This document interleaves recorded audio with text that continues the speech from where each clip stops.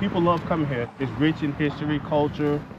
As his feet hit the pavement, I actually love the entire town. Marlon Daniels soaks up the history of his hometown. People want to know where the oldest black municipality is in America. That town is Eatonville, Florida. The history dates back to 1887, and Daniels wanted to be a part of it. I said, hey, it's time to get out and see if we can make a difference here in the community. And this is where our story really begins, when Daniels ran for town council. What exactly happened? Looking at the preliminary unofficial results, I won by 9 votes. A couple days later, they say I was winning by 1 vote. And then at the final, they said I lost by 1 vote. That's when something clicked. He remembered what a man told him outside town hall on election day. I had a gentleman come up to me and say that he was told to go in and vote for a certain individual for him to be able to live where he was living at.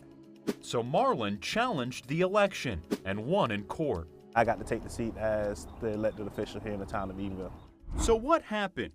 Voter or election fraud, the illegal interference with an election to try to manipulate an outcome. It is illegal. Ambassador Tim Romer is a member of the National Council on Election Integrity, a bipartisan group focused on strengthening our election system.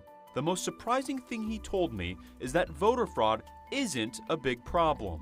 Well, it doesn't happen much at all. It's against the law. We have local trained officials that seek it out, that are trained to find it. Trained officials, like the people in charge of running elections, secretaries of state, are they worried?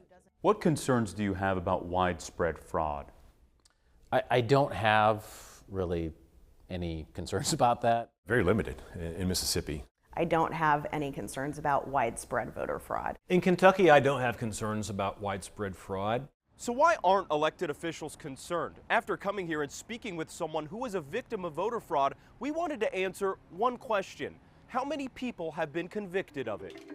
We started by creating our own database through our own research and using 2 public data sets. The National Investigative Unit found 410 instances since 2016 where some level of voter or election fraud led to a criminal conviction or court action. You divide that up by the states, that's a couple per state.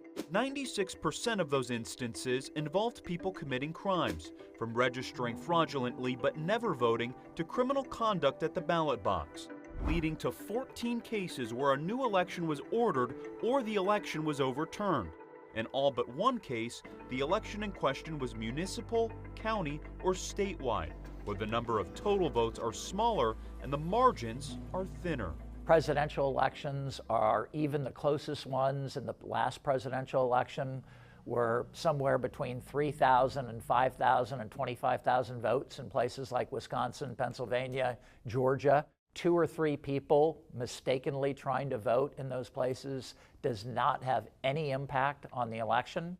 And that's the reality. Voter fraud doesn't seem to affect presidential elections, but it can affect local ones. Sometimes we get really kind of focused on federal elections, and we forget about these school board elections or these local elections where every vote matters. Those couple votes could switch a school board election. That school board election can impact your taxes. Local elections, just like the one Daniels was involved in. It can happen anywhere. I believe in the process. I believe that we handle people that try to interfere with elections one way, but we still don't take away from the American dream of being able to vote.